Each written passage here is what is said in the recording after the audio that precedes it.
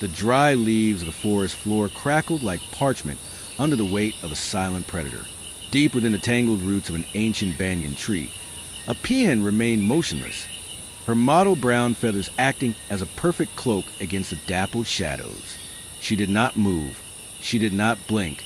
Beneath her breast lay 4 pale, speckled eggs, the entirety of her world. The air was thick with the scent of damp earth and the heavy, sweet musk of jasmine vines. A low hum of cicadas vibrated through the humid air, but the peahen's ears were tuned to a different frequency. The rhythmic slither of scales against bark. A king cobra, thick as a man's wrist, emerged from the hollow of a nearby log. Its tongue flicked, tasting the heat of the mother bird. She felt a surge of primal terror, a cold shiver that rippled through her skin, yet she stayed. To flee was to give up her lineage. As the snake reared its hood, she let out a piercing, jagged scream, a defiant trumpet that echoed through the canopy. She lunged, not to kill, but to distract, her sharp beak snapping inches from the serpent's eyes. The cobra, startled by the sudden ferocity of a usually timid bird, recoiled. For 20 minutes, a dance of death played out in the shadows until the snake, sensing easier prey elsewhere, melted back into the undergrowth. The mother sank back onto her eggs, her heart hammering against her ribs like a trapped bird in a cage, her breath coming in ragged gasps. The weeks passed with agonizing slowness. The heat became an oppressive physical weight, turning the forest into a shimmering kiln. The peahen's body grew lean. She barely ate, leaving her nest only for fleeting moments to sip from a nearby dew-heavy leaf. Then, the first crack appeared. It was a sound no louder than a snapping twig, yet it felt like a thunderclap to her. One by one, for damp, bedraggled chicks emerged. They were not the iridescent jewels their father was. They were tiny, fuzzy balls of buff and brown, designed to disappear. The mother felt a wave of fierce, overwhelming protectiveness. She spent hours teaching the language of the forest, the specific peahon call that meant hide, and the sharp tack-tack that signaled food. She watched them with a weary but watchful eye as they practiced scratching the dirt for grubs. Their curiosity was endless. They chased fallen petals and pecked at sunspots. But the forest was a theater of hunger. One afternoon, a stray jackal, its ribs showing through patchy fur, caught their scent. The mother immediately signaled the chicks to freeze. She then did something extraordinary. She began to limp, dragging one wing in the dirt, feigning a broken limb. It was a dangerous gamble. The jackal, seeing a larger meal that appeared helpless, turned away from the hidden chicks. She led the predator on a desperate chase, staying just out of reach of its snapping jaws, leading it nearly a mile away before taking flight with a sudden, powerful burst of wings. When she returned, her legs were trembling with exhaustion, but her 4 chicks were safe, huddled silently under the roots. As the monsoon rains arrived, turning the forest floor into a treacherous mire of mud and rushing streams, the chicks grew. Their feathers began to toughen, and the young males showed the first hint of crests on their heads.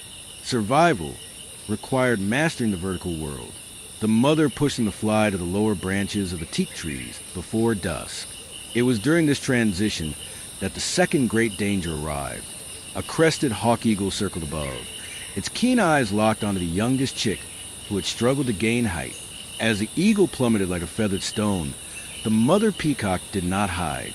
She launched herself upward, meeting the raptor midair. The collision was a chaotic blur of feathers and talons. She used her powerful legs to kick at the eagle's chest, a tactic peacocks use to defend territory.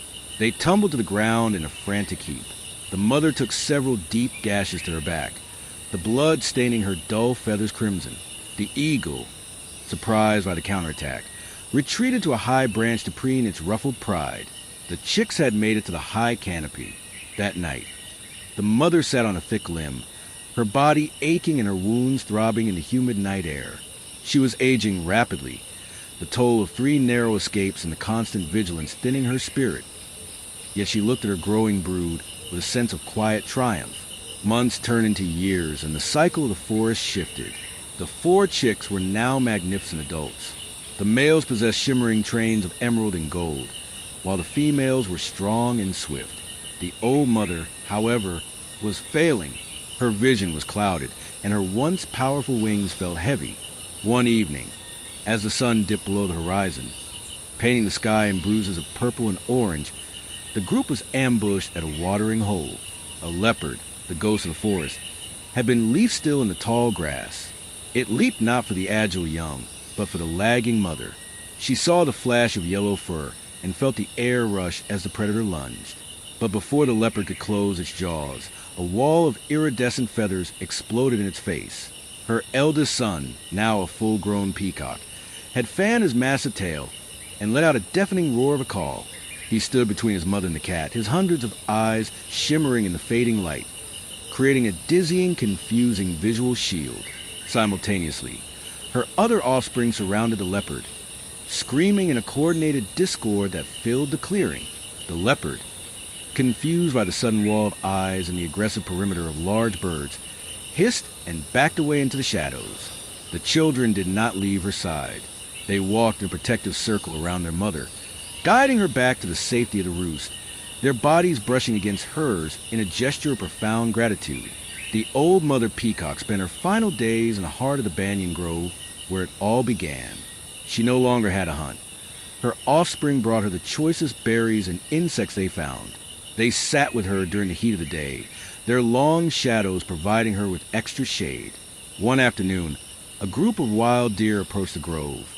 In an unexpected display of forest harmony, the deer stayed close to the peacocks, their sensitive ears providing an early warning system that allowed the aging bird to rest without fear. The peacock had lived a life defined by the narrow margins of survival. She had fought snakes, tricked jackals, and battled eagles. As she finally closed her eyes for the last time under the golden glow of a summer sunset, she was not alone. Her legacy stood tall around her.